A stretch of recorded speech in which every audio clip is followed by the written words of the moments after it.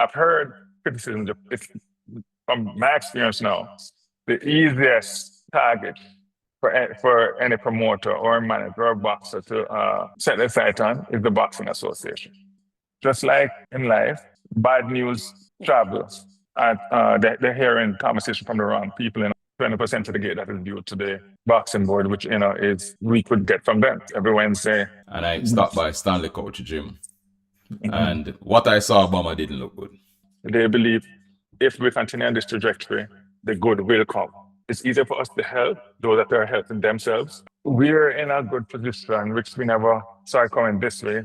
The sport is, and the athletes and the activity behind the scenes is taking place. The gyms are active, and there are a lot of coaches that are doing what they're doing, working with the resources that they do have. Contender, as good as it, what they did for boxing was that it was more of not a gimmick, but the boxers that were involved in Contender, very few of them could have gone on to become world champions. Right. One of those that would have benefited from that would have been like a Daniel Hilton. Leroy Brown. I understand he's like something like about 91. Is he still Gen Sec? Yes.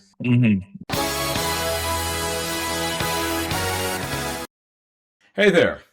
Welcome back. Champions and Legends, the podcast with me, Courtney Wallace. Now, I know we did say that we're going to give you a 2-part series on the state of boxing in Jamaica. Well, it's only fair that we give the board, the administration, a chance to respond to some of the allegations and some of the things that were said in parts 1 and 2.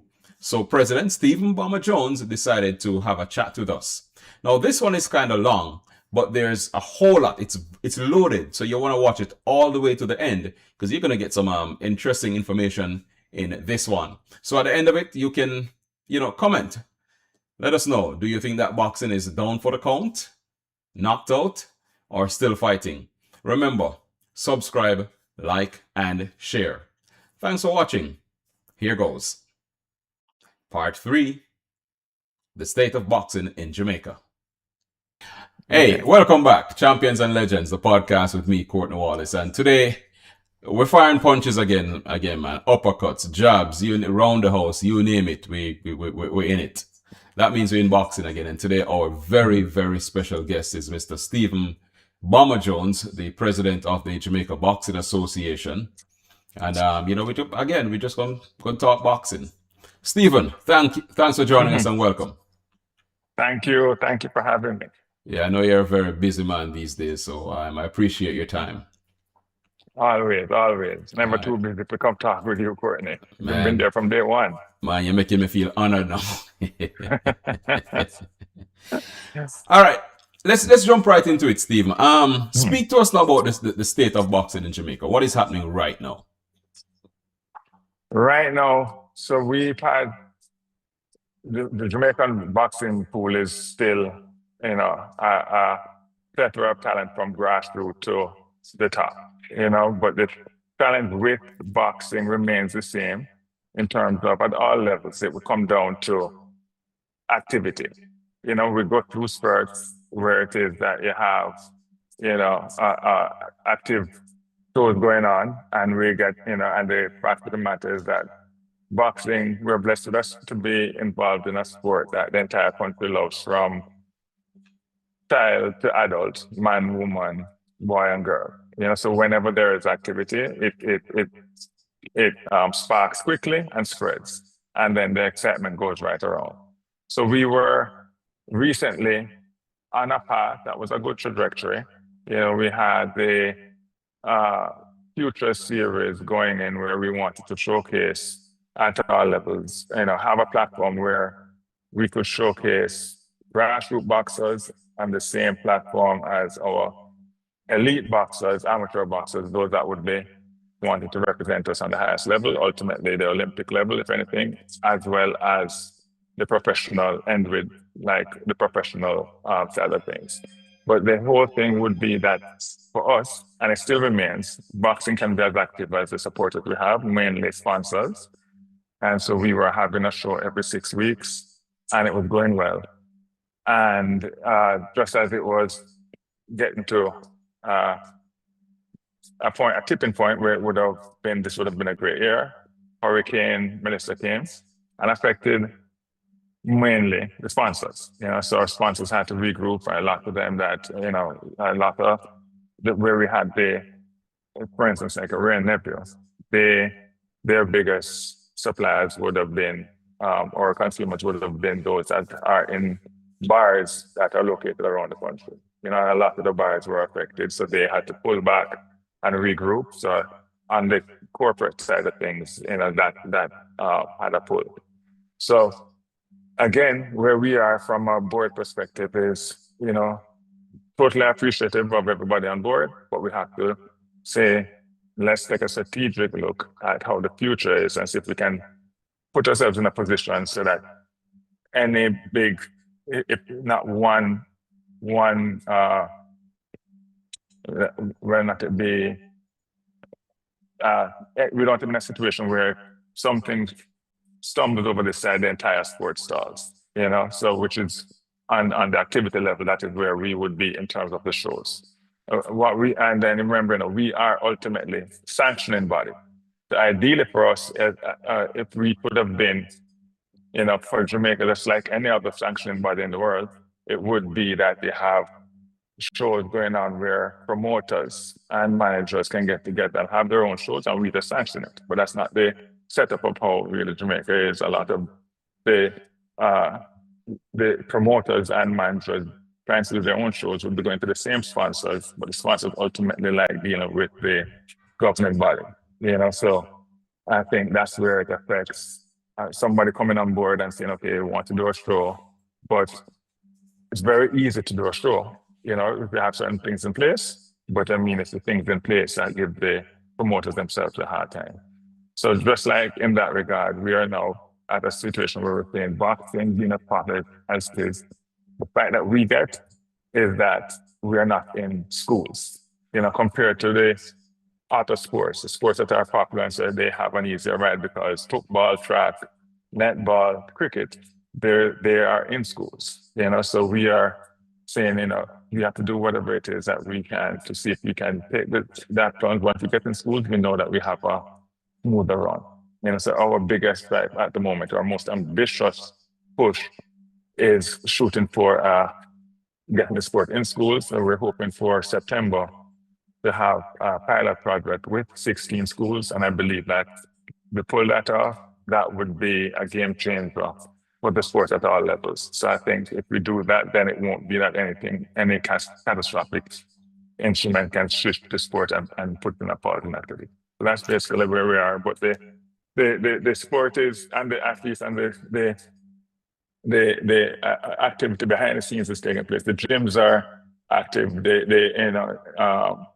And there are a lot of coaches that are doing what they're doing, working with the resources that they do have, believing in the push that's going on, but they do also want the activity.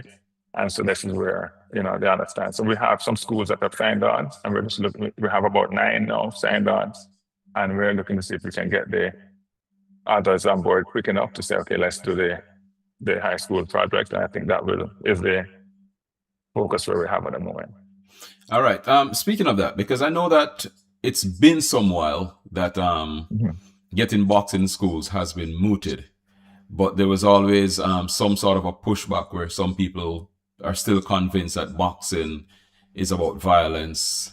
Well, we know different, but there are some people who are still convinced that's about violence, and there was some pushback getting into school. So what you're saying now is that you've had positive interactions, and there are schools who are willing to take on the sport within the confines and within the curriculum of the school?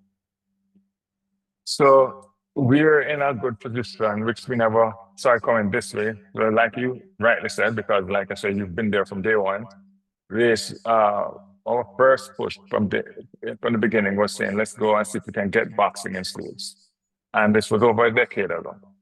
Speaking with the powers that be, including the schools themselves, but a lot of the pushback would have been not just the schools, not just the principals, but parents as well, concerned about what boxing meant. So we realized that it would be there would have been a learning curve and an education of the sport and what the sport means. So basically, actually organically through the Gloves Over Guns program that we have, where we are in certain communities where boxing had become a part of that, the communities there to help curb violence. This is from 2017 when the Zoso came in and the JDF has been on board with boxing and us going into the communities. We have seen such immediate impact in the kids that have been a part of this that right for 3 years leading up from 2017 to 2020, the eyes have been on the sport. What happened right after 2020 during COVID, when they had a shutdown and everybody was, schools were up, I think it was about 2022 when the schools reopened, the interaction between boys and girls, I think, the principals were seeing a huge spate in violence in terms of people were short and, getting back into the swing of things and coming back and, they're having, interacting with each other again. They were surprised at how I think it was a spike in girls fighting and everything like that that went up. So when we jumped back into the same communities and went back into what had already been working, a lot of the children started, their what seemed like aggression. They had controlled aggression now, and that controlled aggression outside of school translated into schools, and then principals started reaching out to us and saying, how could they become a part of the program? Wow. And then now when we started having the shows again, it's the boys and girls that were taking part in the same future shows that we're telling you about, they not only wanted to represent their communities, they started asking if they could represent their schools. So last year we had certain shows where we'd have Irwin High versus Machette in some of the shows. And then the kids would go to school with the medals, and then they started organically coming where the principals and the parents have started being given their own testimonials to what's the positive impact that it's been having on the schools, in the school children. And so they're now seeing that boxing isn't about fighting. Boxing is a discipline. Fighting and boxing is two different things. Fighting, those that fight at schools they fight because they are indisciplined. And those that box, there's no way you can be a part of the sport and not have control of yourself. And do well in it. So they're seeing that has translated. So the schools that have been a part of the communities that we're in the Gloves Over Guns are the ones that we're starting the pilot project with. There are kids already in the program. And so the 16 schools that we're talking about already have kids that are, so it's easier for us to work with those where they have asked us to be a part of the program. So it's still... So that's happened organically, and we're grateful for that. But we still are going to need to get support leading up to September. So, like I said, it's ambitious, but it's something that needs to happen because we do believe it shifts the community, it shifts the culture, it shifts everything that and you still do hear bad stories amongst young people just snapping off at and we do know that this has immediate impact in terms of discipline. Right. I tell you what, one of the things I used to tell kids is, if you want to fight, come fight. First thing you're going to meet is that it's going to be a level playground. It's going to be a fair fight. Whatever you have, the other person has it too. And if you come into the fight, the bully, chances are when you come out, you'll be bullied. So you learn now, both aspects. But most importantly, at the end of the fight, win, lose, or draw, whatever happens in the ring, the cops will not be after you. You will not go to jail for this fight. So if you want to fight, this is the place to fight. So I do believe that, and I have to say here, I wish you all the best on that, because if that happens, I believe that the sport will really take off and we can get back to seeing, what we used to see, certainly when I was a kid, when boxing was really huge in Jamaica. And again, with, we know representing your school is a big thing. So if people are looking to represent not just the schools or communities, but then when you take it a notch now, where you can start representing parishes, counties, and ultimately the country, and being able to see where you can now actually make a living from this thing, then that is huge. That is absolutely huge, and I feel pleased to hear that. But so coming out of the contender, I know the contender was a big deal for boxing in Jamaica. Mhm.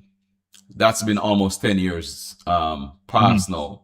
So are you saying the Mhm. momentum from the contender has waned, or are you still seeing residual? And we're speaking about now from the people, the fans, the boxers, and then we're gonna ask a two-part question about getting promoters and sponsors after that. But let's start with Mhm. the vibe on the ground with boxers and fans.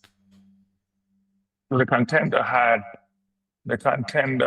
everything um, in terms of that's necessary to make a successful production. It had a promoter who had to, who, in terms of marketing, who had a team, who went to sponsors, had his sponsors, understood what his concept was, and knew that they had 20 weeks of a tournament style, last man standing tournament. And so the only thing that the boxing board had to do, like I said, was sanction.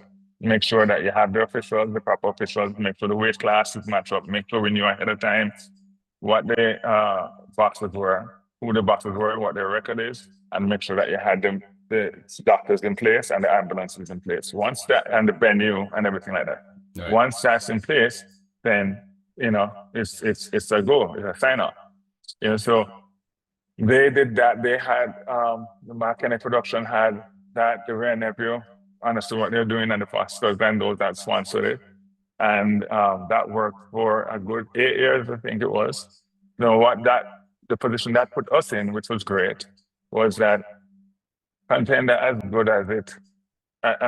What they did for boxing was again put the sport on the lips of everybody at home. I remember it was televised live, and so it made, but the fact of the matter, outside of that, it was more of not a gimmick, but it's a show like it's a last man standing show. It was a show where it is that the boxers that were involved in contender, very few of them could have been gone on to become world champions or so. You understand? There were more boxers that were at the tail end of their career. Now, that being said, while that was doing what it did great for the sport, for us from uh, an association perspective is let the boxers from the grassroots level, the younger boxers, get get the residual effect from if you have activities that promote the pro fighters that were fighting there, or younger boxers would have been, having a platform to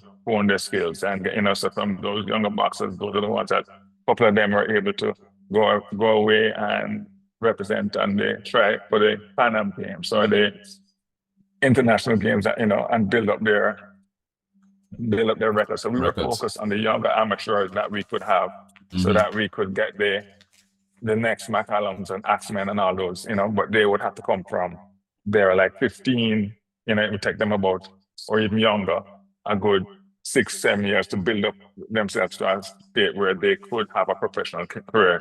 One of those that would have benefited from that would have been like a Daniel Hilton, who was on the Spire Wars at the Spire Wars, had a second fight on the Spire Wars show 2 weeks ago. 2 weeks, He would have been the amateur that we would have sent him away. We sent him away probably about 5 times to different countries representing Jamaica, so to get his skills up. Somebody like him and there are others at this stage and age where they are, you'd never put them in a show like the contender, because if he has a team behind him, he would actually have the opportunity to get to a world title fight if he has a proper team behind him in terms of picking. He has 2 fights now.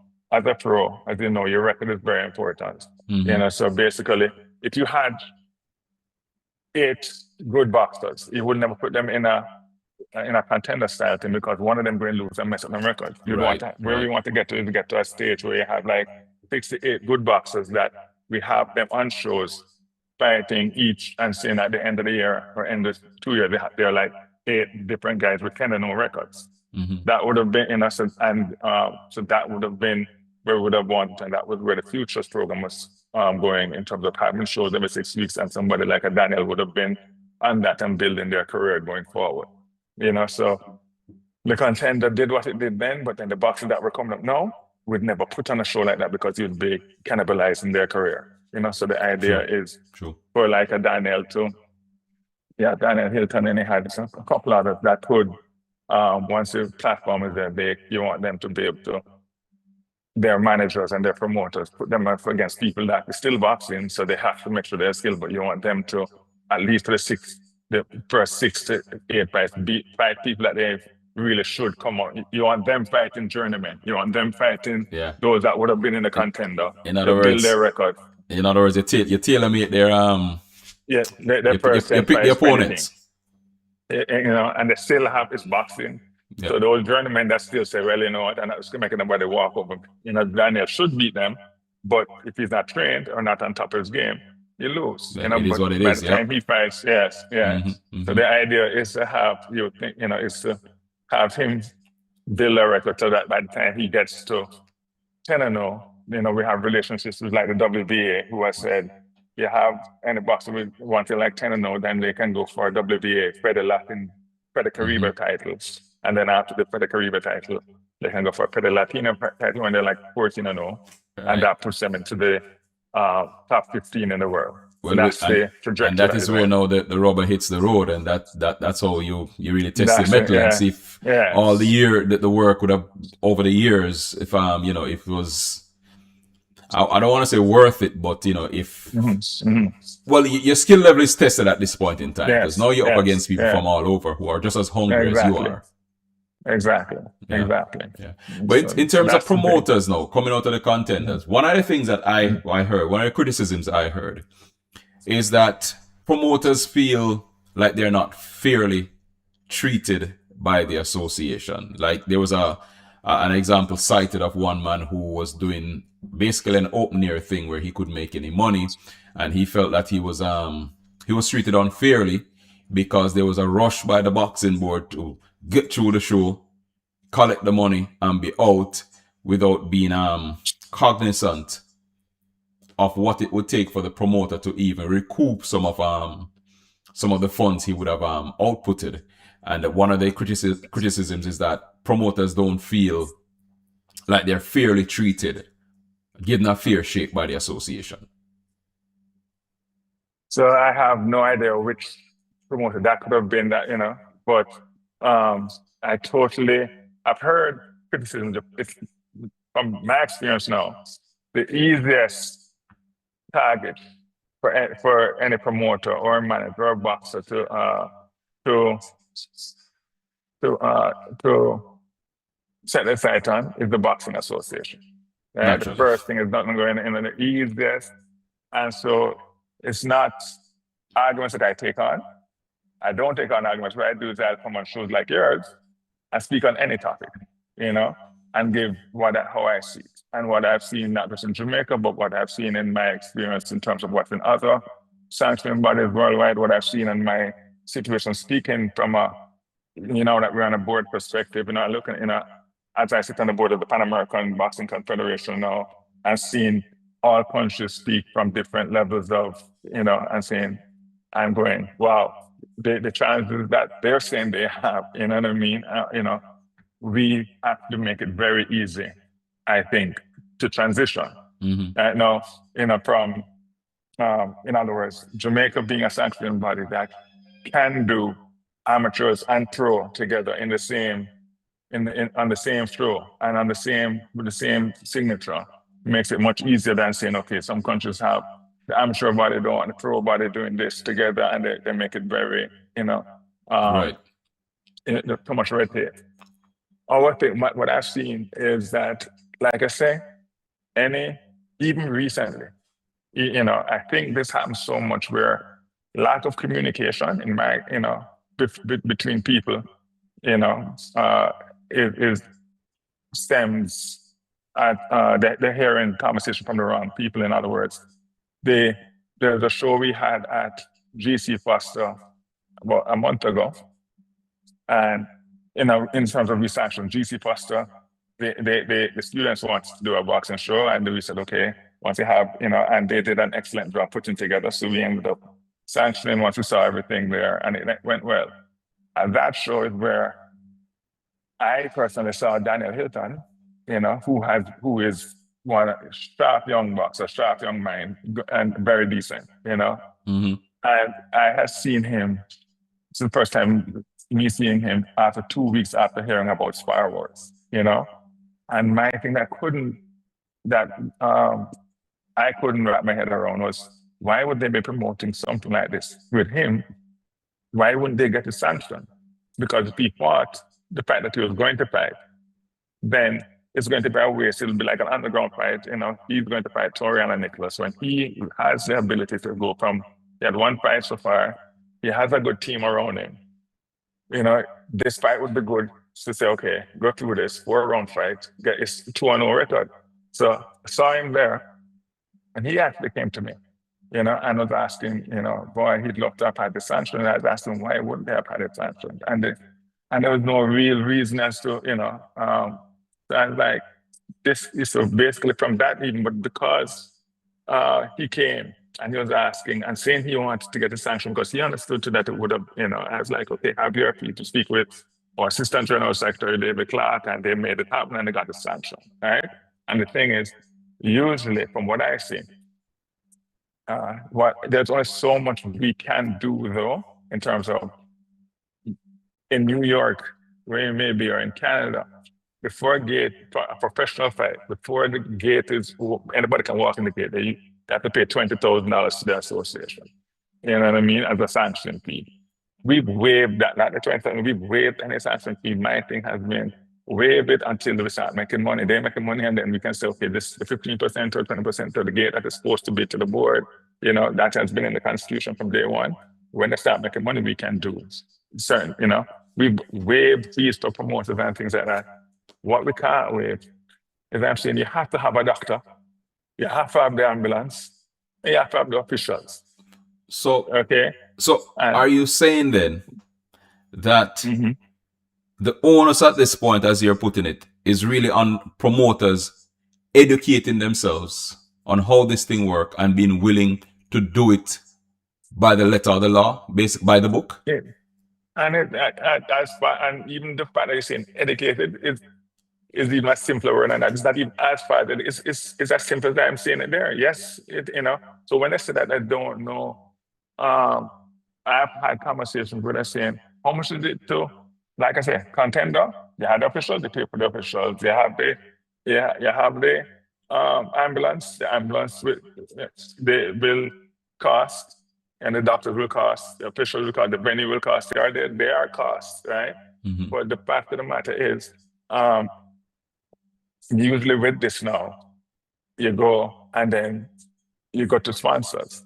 If it is that, you know what I mean, you go to the sponsors and you go to the, and then if a sponsor can help you out, that would be, but that would be easier for you.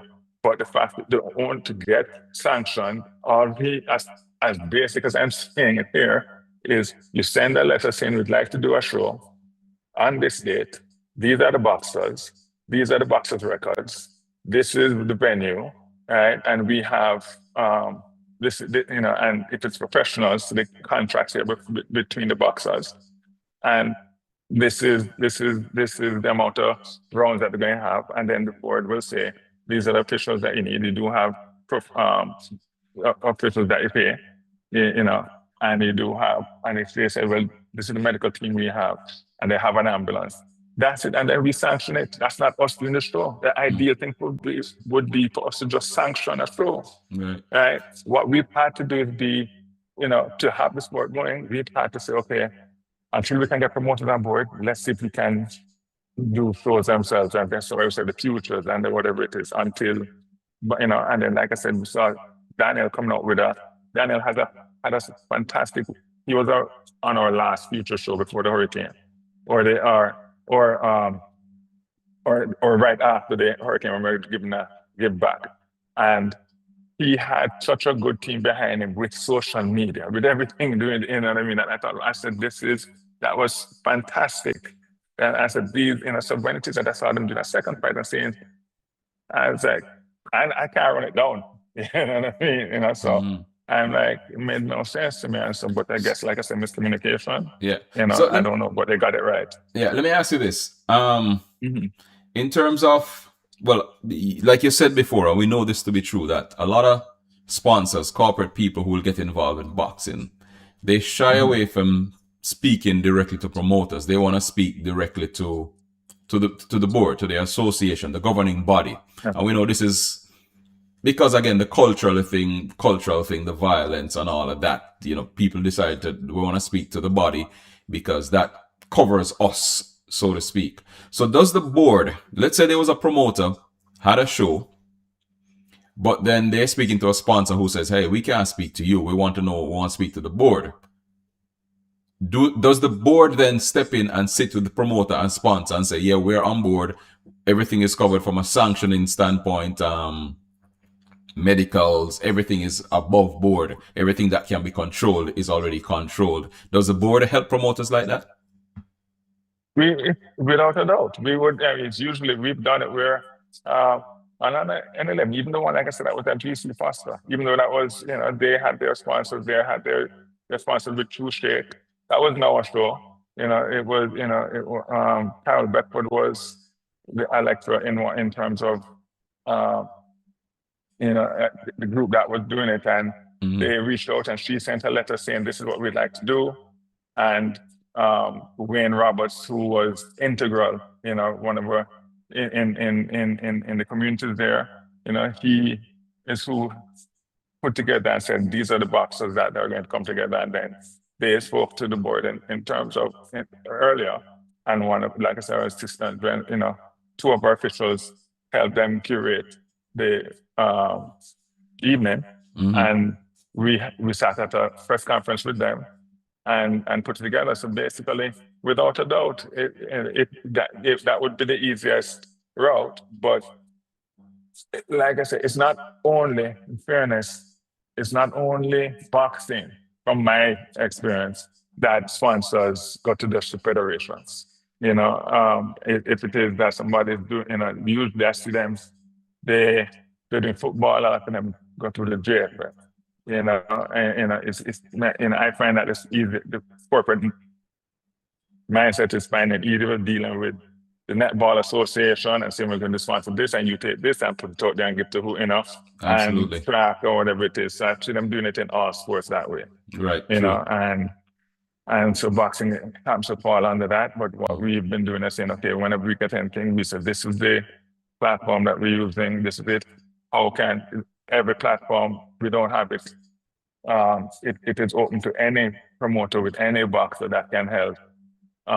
This platform can help, not just locally, but overseas promoters, and see if we can build it to a point where the gate can start paying back for. Because we've been having, remember, our shows have been free.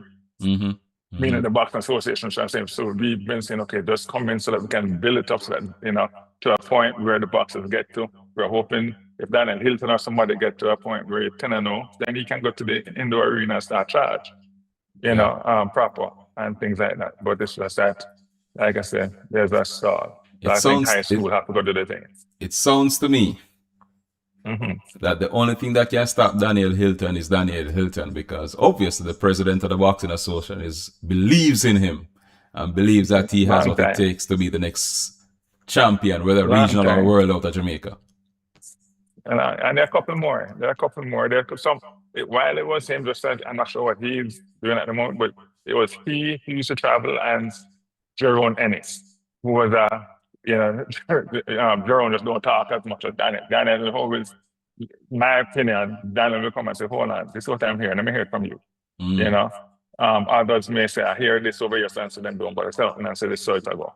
And think that which, but you do have some. Daniel and Jerome had represented Jamaica very, very well. And on the amateur level, it's very, very competitive in the amateur level. I believe it's more competitive in the amateur level than the pros, because the best are going up at that level, trying to get to the Olympics. Like I said, when you turn pro, your first 10 fights, you're curate, when you're on the amateurs. But when they handle themselves so well on the amateur stage, fighting the best of whoever in that, country, they fight the Cubans and fight, and they handle themselves well. But then you know that when they turn pro, you Right. know, it's going to be, Yeah, should be good. Should be good. yeah. Question from the contender: was there like anything like developmental funds that came from the contender to the board? Mm-mm, No. mm-mm. Okay. Okay. No, Okay. no, no, no, Okay. no. So it was strictly just a promoter board situation. Then there was no Mm-hmm. nothing. Just straight boxing business. Yeah, Mark Henry had the concept for a while, and with the past president William Tobias Simpson, his last season, you know, they had been speaking, and then um, he has sanctioned it to, you know, for the first season. At that time when I was, so it had been on his desk for a while, and then when I came in to help William, you know, we did a couple shows, a couple at Barbican Beach, a couple at Pier 1, and the actives that were showing from there, this when we never came on, I said, you know what, let's approve this contender thing. And so we went in from that, we got to the Mark Henry show. And at that stage now, when it started, we were saying, okay, well, the 20% of the gate that is due to the boxing board, which, you know, is we could get from them. Mm-hmm. So every Wednesday, you know, we'd get the percentage of the gate that come in, and through that, we were saying, okay, we could do a little bit of, you know, but that was. So this was basically, and that percentage was basically standard procedure. Yeah, it is. Yeah, which it is, like I said now, which we waived to all the shows here now until we're saying, okay, when they get you know, to help get when it is that people clearly doing what we're doing and we work together, so, you know, and say, okay, we can implement it. But like I said, that's like the shows anywhere else. You see them charging before at the gate, which we could do, you know. Right. So let's waive it because it's difficult enough to get the sponsorship dollars. All right. So, you know, so on that note, let's clear this up then, because one of the things that we've heard is that there was monies from the contender that went towards the boxing board that people are of the opinion should. I guess they're thinking if it was such so, then there should be enough money to run boxing for a long time. You're saying that this is not so. Okay, couple things. All right. Like you said, 10 years ago, that is, right? And we are at the contender is at the CBA, which starts over $500 coming in. You pay $500 ahead. Ahead to come in. Right. And it run 16 weeks. So I'm telling you, even the 20% that is due, we paid for Mark data, say, okay, it's every week. So since it's every week, Mark negotiated, so let's do 15%. So it's ironic because, you know, and so we did 15%. The most that we, so that, if you do the math and thing, it's also so many people can have, you know, that's not one that can fund the sport or anything like that, you know. And basically, from that and from the contender, we have 3 rings that are around, you know, 3, you know, a ring in Montego Bay, that's at the Montego Bay gym. We have a ring that we go around, one that we keep at Upper Camp. We have a ring that we use for the shows, you know, to go around the island and so on. So, I mean, if you do the math and you know, like I say, you hear a lot of different, you know, things that just, if you think about it, you know, if anybody with common sense thinks about it, they, you know, say, what, you know, and like I said to you, we have done where we have to, we're saying, okay, we have both the pro and the amateur to run, then we're national gyms to run in terms of as best as we can, you know what I mean, in terms of equipment and whatever it is when we get. So if that's what they say, contender, the contender, but there was no fun from contender that would do. I think, you know, not even a year of thing, you know, I'm saying that we have to, you know, where it is that we go and we're looking again for the Commonwealth Games this year or the CAC Games. We sent 2 boxes away twice this year. You know, so it's a big struggle, but we do believe and we keep believing that you build it and it will come, and we keep building and we're seeing it as long as it takes a point. There is going to be a tipping point. I do believe school to be that tipping point. Like I said, it's taken a while for us to get that point, but if we get in schools, and we're saying, okay, we have a school tournament, and you know how we support, you know, the support comes differently like that. Now, if we have us in schools, and it's and it looks like that, and it's, you know, because I don't think boxing is not as an expensive a sport as the others. Mm-hmm. To put on. Boxing is not football or boxing, you know, so it is in that regard. So I am certain that we can do much more for the dollar, you know, with you know, for boxing in terms of as far as we can get once we have a consistent dollar coming in. So but no, but it's boxing, and it is, and like I said, the narrative has had to be, we've had to educate them first. Mm-hmm. So we do have better conversations, and we are getting to that point where corporate is saying, okay, we can, you know, and we are saying the amateur side of boxing is not professional side. You know what I mean? So it's not, you know, it is much more, it's one of the most safe sports, statistically speaking, in turn, you know, as opposed to saying, okay, pro, you don't turn pro till you're really, really seasoned. Make sure you understand, you know what I mean? But the amateurs, you are protected at all levels. That's the goal of the umpire. That's the goal of the association. You don't put a novice boxer in with an elite boxer. You don't, you know, so, and they're seeing that. And so we, you know, there's no funding that has come that has been worthy of saying that could push the sport. It's just, but the narrative I don't take on, and I'll only speak with people like yourself on it. I'm not going to go on it wrong. And which is why I'm asked, because we also heard that, you know, there was enough money generated that came towards the board that went into people's pockets and all of that. So, you know, which is why, you know, before I put that out there, I say, you know, I have to be fair and balanced with this thing.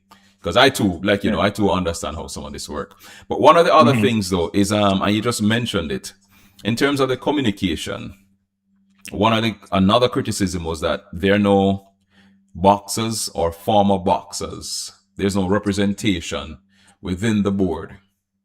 And if this is so, which I know you'll answer, do you think that something like this would probably stem the communication gap so that people can see that you know, perception versus reality? In terms of, I don't understand exactly. I mean, in terms of like, so there's a board, right? The executive, but having people who are at the other level, at the boxers, whether it be a boxer, promoter, trainer, but just somebody who would represent then that core, the athletes. Because, you know, from what I'm hearing from you, from what I've heard before, and you said it correctly, and I did hear it before, that there is an issue with communication. One I heard was speed of communication, that, you know, it can take some time, but also to dispel rumors like this, because then I'm just thinking, Bama, you can help me here. It then becomes even more tedious. This is Jamaica we're talking about now. So it's already hard to run sports in Jamaica, and a sport like boxing. But now if you're having miscommunications and rumors on the street, and, you know, it doesn't help you as president or your board. So, you know, having representation, somebody who would represent that other tier of boxing. So the communication. So when some rumors hit, somebody can say, no, well, I was there. Or if you hear the rumor, you say, hey, you could not have spread that rumor because you were in the room when this was discussed and disclosed. So we do. So you're right. There can always be more. But what I find again is, just like in life, bad news travels. Absolutely. And good, and so when you have 10 people, with the 9 of them with proper mindset and going, you know, and they're going through the motions of understanding what's going. One person that is just, for whatever reason, ignorant of the facts or ignorant for whatever it is, just don't like, you know, they're the only one making the noise. You know what I mean? When that person makes noise, then it's not like the other 9 are going, hey, let me defend. The other 9 will say, hey, if it come to them, they would. It's not like the other 9 going on and say, let me speak. Oh, which I don't have to. You know what I mean? They don't have to. But if it comes to them, they can say, hey, I was in a conversation, and this is what's going on. That's the reason. It's because of the other 9 why the sport continues. Because we're doing, if you check it, we are, with all due respect, moving a lot without resources, proper resources to push the sport. Right? Like I said, we build it and then they come. That's our mindset. We don't have support from schools for it. We don't have support from like, and I'm not getting into, the support is not, the biggest support we had would have been corporate, you know? And so outside of corporate, the biggest support is those, forget that the board's volunteers. A lot of the coaches and a lot of the managers and a lot of them, what they're doing in their communities are volunteers themselves. And the coaches in Olympic Gardens, the coaches that are doing downtown, the coaches that are in Montego Bay is being paid for. Sandals has taken on the coaching or gym down there, you know. But those that would have been even GC Foster, what they did the other day, Wayne Roberts, and what they're doing behind the scenes and pushing the sport for is on the belief of what they believe to come, not because of what they're happening now. It's because we've had conversations saying they've seen, this is what the future is. This is what they, if we put this here, they will get on, their boxers will get on board here. Their boxers will train and they give a platform and they all had equal, right, the same equal opportunity. The boxers that are, the reason we're able to get into the school conversation, started from like a Ferncourt and a Pembroke and the Irwin, is due to the coaches seeing what's happening because we have the conversations and they're seeing it. But they believe if we continue on this trajectory, the good will come. It's not like because we have it here and so those are, so they're doing what they're doing, but they're willing to, it's easier for us to help those that are helping themselves and we rise together. There are others that want the board or the association for them without this is, and that's just, and you always going to have those that want them, everything else to be done for them and saying that, are those that are talking, I said, no, go on. I'm not, you know what I mean? And so we like that, but like I say, I speak only here. But to answer you, again, I don't know if you would have remembered Sanjay Ramanan from the Contender. He had worked with Mark Kenny and he was great on the production side. So he helped us he's been working with us with the futures and doing the events. His big thing has been communication. And just before the hurricane coming, he was saying, still going, let's get all the coaches and all the buckles and all the managers in the same room, which we're supposed to do. We're going to do it at YMCA because YMCA has become a recent partner with us. It's a great people. And bring them all together and say, this is where we're looking to. So yes, somebody like Tim, who is not on the board, but is a great connector between the boxers, coaches, and the board. It's easier for a lot of them, which I understand, to trust somebody like him and hear what I'm saying. I say, no, listen to the board, going to say this and that. But if he's saying, so he was who we are using as a liaison, I said, let's all get the same, and it's the pipeline going through together. So you're correct in that regard in terms of you can always have better communication. That's where, that was something where we were, but it's not like the communication isn't hard. It's not like the coaches from JDF aren't in line with the coaches from Mobay and Denhamton and GC Foster and so. But the communication being so integral, we can always improve. And that's where we were pushing for like Sandra to do as well. Right. Now, one of the other things is I was recently downtown and I stopped by Stanley Coach Gym. And what I saw, Obama didn't look good. Did not look good. Place is overrun with weeds. It looks abandoned. What's the story with Stanley Coach Gym? What's happening there? Because that is supposed to be the national gym, right? Yeah, it is, and that before you came, that was actually where we were doing the monthly shows. Not at how you've seen it look, but this is the conundrum we're in. We find ourselves in, right? So Stanley Coach has had that look for the longest while. Not the look that you're talking about, the fantastic venue, I believe, but every year we've had to upgrade the board and ship the board with juggle the resources and then the seating and everything like that, So about 9 months ago, we were awarded a grant from Muslim. We applied for a grant. They actually saw what we're doing with the gloves over guns and the Muslims grant. The Muslims has a yearly grant, 80 blades grant for $5 million American dollars, and they actually said, we think you guys should apply for it. It's a sporting grant, and we see what's happening in through your youth, and we think you guys would fit well with it. We applied for it and won it. So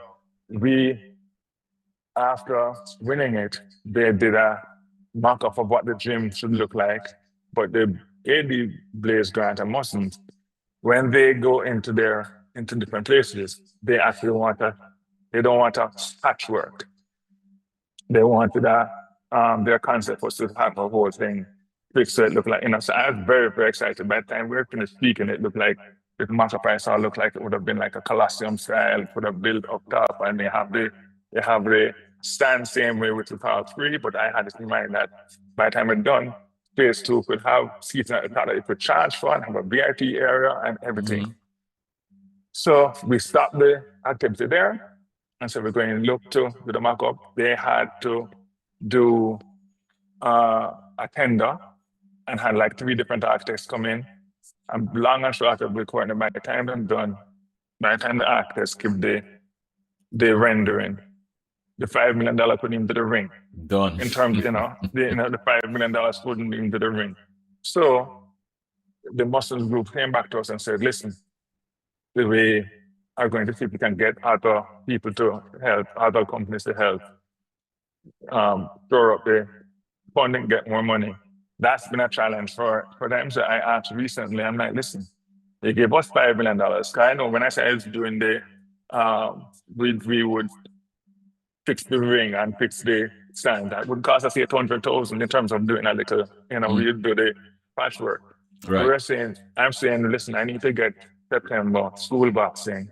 And I appreciate that you can have that talent in this. Is it possible that you would talk to the contractors? Because they wouldn't be us getting the money. They give the contractors the job and they do it. I said, would they be able to use the $5 million and just fix the ring and the stands? That was our last conversation. 2 weeks ago, they came back and said, they don't want to do patchwork. They really would like to think they want more effort to go in and shift where you see a total different, which would be great. But I'm saying to them, I hear you, but I can't have it just sit down, starting out as it is, then recent. I need to find a way to go back to my patchwork and fix it so that I can hope, if everything works, because September is right around the corner, we get it to where it is that I can do school boxing. So we have it in a safe enough position where it looks the same. I mean, look at the very least, look at how it was. Right. Did before we went. And so what it's going to take, so I have to look at JDF and see if they would help me with the, if I can get the patch up. And so that's the conversation and thing there. Oh, so you're saying that's an ongoing process. So basically, the grant, we haven't accessed those funds yet, but I mean, I can't sit down and wait no more until it's still going to come there. But right now, I need to, while they're doing what they're doing, hoping that, saying that one day, not hoping, but one day I'm thinking they'll come and say, okay, we have the $15 million that they're going to take to redo the gym. Whenever they come, that's something. So right now, I just need to get back to how I was before we got the grant. Right. And at the very least, so that means you're going to come in, I say, look the same way it did before it, which is the greatest, but as long as the seating is safe, it's functional. The ring can work. As long as it's functional, I can, so that's where I need to get back to at this point. So any chance of getting assistance from the government? Any channels? Last year, the president of World Boxing came down and we had a meeting at their ministry. And the minister is one of our Minister of Sports is one of the most busy ministers in cabinet, Absolutely. So she hosted the president and us and was asking great questions, and she was surprised to hear which surprised me to hear she asked what contribution does SDF give to boxing, and when I told them, she seemed genuinely surprised. She asked us to put together something to say what would we need, as help. and I've done that. So I'm waiting on the response. Okay. You know, All right. Great. Great. if they Great. come in from that, then that would be great. Yeah, because I'd love that because when I went there, Yeah. I was actually disappointed because I'm saying Mhm. if the national gym is a Mhm. representation of the sport, then Mhm. you can understand the association there would Yeah. not be. Yeah, the Yes. optics is Yes. not good. Not good. Yes. Not So good. we have. So like I said, fortunately, so we have three national gyms on paper. That was the one, or the one that is the most iconic for us. We have Mm. GC Foster, which we're grateful for GC Foster because they're the hub for the Spanish Town, those are the ones. And then the one that's been best is Montego Bay Gym with the Canadian Embassy. Mhm. Had we had won a grant and things. So so the Montego Bay Gym is the most active and looks best. But like I said, Sandals is also paying the coaches for us on there. Right. So we just So need Stanley Coach back on right. track. So is it true then that so what you've done in lieu of not having Stanley Coach active, that you've been using the JDF has been helping in terms of training national boxers, preparing them for competition? Yeah, the JDF has always been I mean, we officially got from the CDS a letter saying that the Gloves Over Guns program that we have, they're a part of it. You know, but the JDF has always been one of our more solid partners in everything, not just in training boxing, but like I say, I know I can go to them and say, if I get the lumber donated from, say a hardware lumber, they the workforce to help set up the ring and set up the stands, and so JDF would come and give us the manpower to help with that. So they've been good, not just on the boxing side of things, but as our partners in general. And But yeah, and without a with doubt, them, you know that you're getting solid work. You don't have to worry about yeah, shortcuts and anything being yeah, yeah, yeah, shortchanged or yeah, anything. You're getting solid work. yeah, Yeah, yeah. yeah. And so and our boxers, we have had Sanjay Williams and Boy Barrett recently went to Mexico to for the qualifications for the CAC game, and they did the training at JDF Hmm. beforehand. So that's on one hand. But again, like I say, in Montego Bay, we had 20 JDF soldiers training at the Montego Bay gym on that side. For the last Jasmine Graham, our coach under her and Patrick Miller training the JDF soldiers. So so you have different levels of training. Yeah. Is there a national coach? Do you have somebody who represents serves as national coach? So we did. So my thinking is, we had Felipe Sanchez went away to Mexico with the two boxers recently, but more so for me, one, he understands the language proper, and two, he understood the boxers that were going. You know, they. My thinking is, and world boxing, what I like about where they are in terms of this level is that world boxing has changed the rules so that the boxers that qualify for a tournament can actually go with the coach that trained them. If the National Federation says that coach is good enough. Before it used to be, you had to have a 3-star level coach, and so a coach would go with boxers that he'd never trained before or so. But basically, if a National Federation says these coaches have, whichever coach they say, we verify that that coach has been certified on any level and understands the boxers, then we're fine with. So I think that we're supposed to go to Santo Domingo, I think, in July, and it may be Andre Reed, the coach from JDF, that goes to the boxers there. Because, like I said, they've been training, so, but he's nationally certified. So, if it were boxer from Mo Bay, Jasmine Graham could have gone. Okay. Because she's been training at that basically. Okay. Now, here's a big one now, Bama. Mhm. And I know you've heard this one from before you entered boxing. You'd have heard this, and it's kind of interesting. That how long you been president now? 15 years. 15 years, and here it is again. Leroy Brown. Is he still Gensec? Yes. Yeah. Yes, and I understand he's like something like about 91, something like that. Well, he has agreed, and he has said, so like I keep calling David Clark's name. David Clark has been his apprentice for the last 3 years. So a young lawyer, a young lawyer sharp, understands the sport, and when he came in, there were two young lawyers that we had on board. One that was studying what I was doing, that I could transition over to, a young lawyer named Xavier Leverage.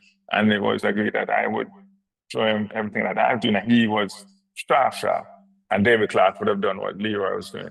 Xavier had recently, though, just moved to New York to do the bar there. So he, so right now we have Major Rowan Henry on board from JDF that has recently come on board. And I'm saying, because I have to have somebody that I can say, okay, transition over into what we do. And then David Clark doing Leroy Brown. So Leroy, at the next AGM, Leroy should hand over to David Clark. Well, and I'm sure that's going to be shocking, surprising, and relieving for a lot of people, because I know for years a lot of people have been calling. The general sentiment has been that Leroy Brown has not been the best at the helm of boxing. Let me ask you then, in your 15-year tenure working with Leroy Brown, give me your impression of his handling of the affairs. When I first came in, I think I probably would have been biased towards that as well. Defenses up with hearing, I heard all the sentiment about Leroy Brown and the Brown Boxing Board and this and that, and so I had heard that. And I had my battles in the beginning as well. Still have my battles with Leroy. But I've also seen across the Caribbean, the two most respected names in the sports in the Caribbean. Him being one, and this lady named Kathy Harper. Okay? And they are wealth of information on various levels. And I know Leroy has saved me from making some, as much as he said, years going or whatever it is. Not his, I'm talking about mine. Right? He has saved me in terms of what I've learned most is that I had a tendency to fire before I aim. Like I hear something, I say, ready, fire, aim. And Leroy, because of how Leroy is, I think what the challenge with Leroy to this day, I think he aims and aims, and it frustrates people. And then aim. I said, no, you think that aim, and don't send that back, and aim.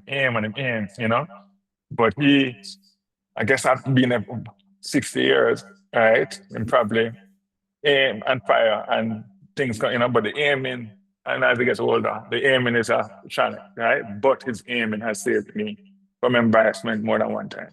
Oh, okay. So I can speak for myself, but the transition needs to take place. And I could, a transition needs to take place. I must admit, I'm personally happy to hear that, because again, it was probably about 25 years ago, maybe 25 years ago. A report had come out that I run into that says boxing is the hardest sport to participate in. No matter your position, whether you're the boxer, you're on the commission, as they have it, like in the States, or no matter where you are, you're a trainer, you're assistant. It's just the hardest sport, and part of that is because obviously boxing is more of a cavalier type of sport. It doesn't have the kind of regulations like, say, a football. There's no FIFA for boxing. You see what I'm saying? And then you have the amateur boxing, then you have the professional boxing, and you have a million what you call alphabet soups and all of that. So when I hear that a 91-year-old is still functioning in a sport that is as difficult to run, I mean, and when I say functioning, I mean still on the front line as GenSec. I'm not saying you throw away those years of wisdom. Absolutely not. But I just do believe that, you need the transition, you need the young blood, you need the energy, you need, and you've seen it over your 15 years that boxing has transitioned so much from, what AIBA was with all their issues with the IOC and the USOC and all of that. So you actually needed fresh blood, fresh ideas, fresh energies to really push the sport. So, when I look like I go and I look at Stanley Coach and I see what was there at Stanley Coach. No disrespect to Leroy, but my mind Mm-hmm. goes to Leroy and I'm like, well, this looks like a 91-year-old job. You know what I'm saying? The optics don't Mm-hmm. look good, Mm-hmm. and Mm-hmm. until you start to speak to people like yourself who sit in the chair the way Mm-hmm. you sit, you speak to other people, then Mm-hmm. you start to get a clear picture. So I'm actually very happy to hear that that Mm-hmm. transition is about to take place. Yeah, Be- it is, and yeah. it has been, and he actually has been taking David and the fact is,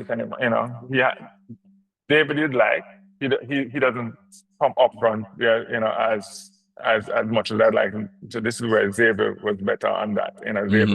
Xavier was a you know Major Henry is good at that too, but the JDF is his way. His, especially now, the visit time is there. But I mean, um, they David has been learning on all levels, and like I said, even the fact that we're able to, and it could be when you mention something like Spar Wars, it could be frustrations from like what you're mentioning and the stigma of what Leroy is and saying, you know what, it's just so difficult to get into the sport. And they put it with Leroy and say, and I think we have a conversation, so it's going to be too. When I think about it, where it is where I say, but they didn't even come and say, let's see how it's going to be, as opposed to when I saw Daniel Hilton at BC first, I'm saying, speak with David, which he knew, and have David, and between David and his people, and so they called back and said it's sanctioned. Daniel called the day after and said it went very, very well. I wasn't able to go, but they Mm-hmm. went and they worked with the board and they had it sanctioned. It was a simple. So Mm-hmm. I think the transition is being felt as well. Like I said, the channels are, it's easy.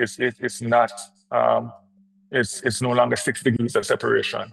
It's as quick as 1 degree. Yeah, it's a question. We're right there. Everybody knows where my office is. They'll Right. come in those that become, and I want to know where David's office is. Kevin Stripat said a champion on the board that is with the officials. I'm saying we need to be 1 degree of separation. It used to seem like it was 6 degrees before, Right. and Right. that you can't do anything on that in that regard. Well, that's refreshing to hear, man. I really love hearing that. Of course, there was also accusations of nepotism as to how board members are chosen. Let me ask you this: it has Mhm. been bandied about that a Sakima Mullins Mhm. would be great in administration. Have you ever been approached? Have you ever thought of that? I think Sakima is. This has been my chance with. I think he may have had what I same kind of thing I have, the aiming, the firing before aiming. So I think Sakima is great for the sport. That fed up to him. Mm-hmm. Yeah, and this is what threw me so much. Again, I mentioned Sparring was he and I had a good conversation when, like I said, last year we had two presidents come down, World Boxing president, and then after that, the Pan American president. Mm-hmm. And he came to the press conference, and then he had some things to say, and then he and I spoke after, and I'm saying this is, I say I'm right there, but so when I did that, I say Daniel Hilton fighting again. I'm not being, that I'm like, I can only say so much. Right. You know what I mean? It makes no sense to me. But I think he would be great for the sport. Like I said, Daniel in exactly this position here, in exactly taking what boxers need outside of the association, right? Is people that understand the sport, people that can pick their opponent, and people that can help promote them the way Sakima and the team that is doing socially and all things, speak on them and act like you Mm-hmm. need the Don Kings. You need Right. the Don Kings of the sport. And so Don King themselves can be on the administration, Right. right? Because if you can't be on the administration, then have boxers and things because they're going to say Mm-hmm. you're going to be a conflict of interest. But I think with what he not only him being a the version of a Dan King, because he's Sakim is Jamaica's people's champion, Right. right? He has had that moniker for the last decade. Right? He not only can galvanize people to come around a boxer, but he can train very well. He understands the sports. I think he is in. It would be, um, but I don't know how else to say that we support that. All we push for that. I don't know how else different. I can say, but like I believe in everything as time flows. Mm-hmm. Time flow, and we keep doing it. I can't run behind anything. Right. But I Right. believe, I do believe, if it is that his God was way up before, I don't think it has to be up as it was before. So I think in time, I think he will make a huge contribution. I don't think just with Daniel. I think between himself, Kamal Russell, and though there are certain people there, Kamal Russell is another one that understands the sport, and if they put their gift back in it, they can do very well. If they raise a champion, imagine it 25% of that we have relationship with the WBA. We have relationship with Saturn with the WBC, but we definitely have the WBA. If you have 25% of a world champion, that's a career as a coach and a thing there as well. You know what I mean? Right. Right. Nicholas has shown that it happens. So, it's just, like I said, time. So it sounds to me then, Bomber, that, well, take out the mix of us being human beings, and Mhm. I don't want to, for want of a better word, egos, but different opinions then. But it sounds to me that, because let's go back to the point that we made before, that sponsors will get involved with the sport, but sponsors want to know that the board is on board, right? And that the association is right there. Now, even if you get promoters who don't come with their own funds and are talking to some of the same corporate people, then it would make sense now for it to be a continuous three-way conversation. And when I say three-way, where three people are in a room, so that everybody is on the same page. So when a promoter come and say, hey, listen, I have this idea for a show. Yeah, this is what I'm thinking. Then you can say, okay, here is the framework in which you have to work. This is the framework. And then once both of you get that together, then you can say, all right, let's put it out there now. Because I don't think it would hurt, even if a promoter is doing something where, of course, can't use a name unless it's amateur, but at least in communication, private communication, it is us on the boxing board. So nobody have to ask, hey, is the boxing board on board? We know that this is a team working, even different promoters. Because the fact is, Mama, like we said before, boxing is just a different sport. Boxing is a different sport. And that is why you can have, because if you think of football, think of cricket. You have the JFF, but then you have CASAFA, and you have all these parish associations. Still one body, Still one body. In boxing, you don't have that. You have the association, you have the board, but each promoter is an independent. He doesn't represent a parish or a county. He represents himself and private interests. Now, we know that sometimes bridging that gap can be the toughest thing. So it's a matter now of finding a way to get that together. So the sport, because if everybody realizes that the sport benefits when we work together, when we work as a team. 100%. But the challenge is, if it is my experience again watching, right? Two things, like I said, sponsors. When you touch on sponsors, yes, they will be more likely to come on board when the association is involved. What is even more powerful than that is how fast they will retract if they hear any negativity going in. If they hear, as much as they go in and hear boxing doing well, and then somebody they don't want to have anything to touch when somebody's out there going, the boxing door, like this and the boxing, as we're getting somewhere, you have that one and because they've said to me, Mom, what's the deal with this one here? What's the deal with the why it is they're going? Why it is, and I say, and they will send me stay back from that. Okay? That's one. To every promoter that is out there that we sanction, once it is sanctioned, they go, I fight, Chris Joy, I fight, Frank Ronson from his company, Tyler Buxton from United Boxing Promotion, in association with the Jamaica Boxing Association. Those that stand, they have the base is not just one. We've had promotions where it is that they promoters do go out, and once they're doing it, we sit at the table with them, we do the press conferences with them, we say in association. The challenge that they've had, Courtney, really and truly, is that it's not cheap to put on pro fights like this, like Frank Ronson out of New York. I fight boxer coming down from, because you want to bring in some talent at certain things.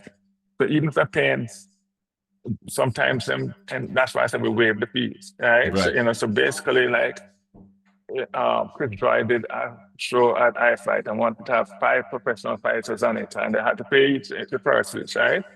He had a show at JC, which was 5 years ago, 6, and so after renting this the venue, bringing in the fights and bringing in the flights, charging him and lose them sure. Okay, in terms of just because boxing is a sport, like I say, after, for instance, if they're trying to do that with Daniel Hilton right now, they lose the shirt. Everything that we can build up Daniel Hilton's story, and same have 10 fights. No matter where I'm going, that's how Jamaica go. You can go in the grill or whatever it is. If you have a fight down there, then you can't charge anything. Just to get the first 10 fights. So my thing was to my board, let's assist the promoters. Let's waive the fees, since it is that they can't get the sponsorship. Let's waive our fees. Let's see if we can get this the sponsors. So we have said to them, the sponsors coming on, we are putting on the events. We paying for the officials, we're paying for the ring, we're paying for the venues, or, you know what I mean? Because the sponsors come on board, you pay for the fights. So we've had promoters come with their fighters, and and they put on the price. And I said, once we build up together now, then it is that we can build and that's where we were going. So we had 6 shows last year leading towards that, where we paid for. And then just as this, that's when Daniel Hilton comes on, I say, I want to be a part, and he comes on, and we say, that one can change the game, And when we were going with it now, then the hurricane and all the things, and it pulled back, and now we have to build again. And so, but I mean, so when we say we're working with promoters, that's what we are saying. We're waiving all the fees. If it is you can't get it, so they don't have to worry about the ambulance. They don't have to worry about the officials. They don't have to worry about the doctor. They don't have to worry about the lighting, the production. So we paid for all that. Any promoter can use it. With about, I don't know how much more than that we could have done. Yeah, because so it's so now that a promoter, especially one who's not experienced, and I dare to say this, experience, having seen it in a place like maybe America, say New York, where boxing is, big, or a Canada or a England. If you come in and you haven't seen it from that angle, and seeing how things are done, and talk to promoters there and know how expensive the thing is. And when you come to Jamaica, because again, if football can struggle in Jamaica, boxing will struggle. If netball can struggle, boxing will struggle. Until we get a name. That's something I have to believe, until they get a name that they've seen. The biggest, the biggest story I saw going back to Contender, the biggest lesson I learned. The first year of Contender, by the time the final was in, and we called it Sir John Smith, right, had that final at the Constant Spring football field. When I go there, I remember to win Contender, 4 fights. So him turned from amateur, we turned him pro to Contender. His 4th fight is the final, and it's about 3,000 people in the field. So when I'm looking at that, I'm going, if 3,000 people come watch the Carter Smith fight, and it's only 4 fights I'm happy. Imagine if we got Nicholas Waters to Jamaica, right? So Nicholas Waters was number 18 in the world at the time. So we kill up ourselves and get Nicholas Waters and said, we're going to there. And when we got him to JC and had that show, we're lucky we had 400 people come at the cost, a whole heap of get up, And then I realized Jamaican built a story. They didn't know Nicholas at the time, so the 400 that came were boxing fans. They were, So it was the Contender difference was they built up a story, watching Ricardo fight and get used to him. So if we watch, they'll watch a boxer go from grassroots And it wants them 5, 6 times, 7 times, but them have, it is easier. So Jamaica is a great place to build. And that it's just once they get us and get behind you, they follow him anywhere. So that was one of the things in terms of, so yeah, it's difficult until we get, so this is where, Right. once we have a story of box that have 6 fights and knock out somebody 5 times, 6 times, 7 times, then we feel anywhere. And that now is where promoters have realized also that you are not a promoter, especially in the professional game, until you have a fighter or a couple of fighters. That's exactly. And now you have a stable, but guess what happened? Guess who's taking care of the stable? You. It's coming out of your pocket. That's right. Everything is coming out of your pocket. So until you can surmount all of those challenges, then trust me, you'll be forever cussing somebody about what's happening in boxing, because it's just not easy. And there's a boxing board I'm coming. But I used to, because I do believe that, I do believe we're right there. Once they get there, they're going to say, it comes with it, It comes with the, and like I said, the quiet ones talking behind that sort of belief is why we push. Because and so it will happen. Yeah. Well, Brethren, man, thanks for the time, man. I know I've taken up a lot of your time. Congratulations on 15 years. And I appreciate that. Yeah, man. And congrats for everything that you've achieved in your tenure. So, but you say you're looking at transition. Are you saying that you're about to hang up your gloves? Is that what you're saying? Well, so I had Nicholas Walters allow me to do the world title fight already, right? Which was, so we've had a world champion there. So my goals were, I want to get to the Olympics. I want to medal Olympics. I want to get to Olympics. I want to get boxing in high school. If I do those, I can say, okay. And I think we're close. So I want to get in high schools, and once I get in high schools, and the Olympic is still a reality. We had Big 12 go to the Olympics, but a lot of those that could have gone to the Olympics didn't get it because of COVID. So that one, I want to do well at the Olympics. If I don't do well, I'm not leaving. That's one. But the Olympics, but the high school one for me, once I get that, I can say, all right. My family saying, my family, I tell me, time pack it in. This man, yeah. Telling me, Yeah, man. But that school one, believe me, brethren, you get that one, and get it on a sustainable path. Not just a novelty. Yeah. Get it sustainable.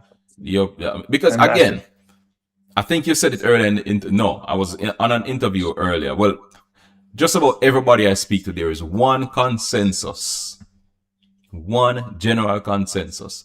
Jamaica is not short on talent. 100%. And when we say talent, we don't mean talent with a capital, with a common T. We mean not even just a capital T, all letters capital. We're full of talent. 100%. But we need 100%. We need those platforms to unearth this talent and then to develop them. And we also need for, like in the case of boxing, for promoters and people who want to be on the ground to learn the sport, get to learn the sport, understand the rudiments and the difficulties, the pitfalls of the sports. Because if you can't get through those, and trust, you're not going to survive in boxing. 100%. Yeah. We're on it, though.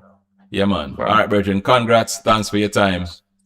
Thanks for doing what you do too, Courtney, from day one. Thank you. From day one. We love the sport. We're not going to stop. Not going to stop. Yeah, man. I appreciate you, Bama. We'll talk. All right. Let's keep the lines of communication going, brethren. Okay. Reach out to me anytime. Anything, just give me a call. I appreciate that. Yeah, man. All right. All right, brethren. Respect. Good. All right.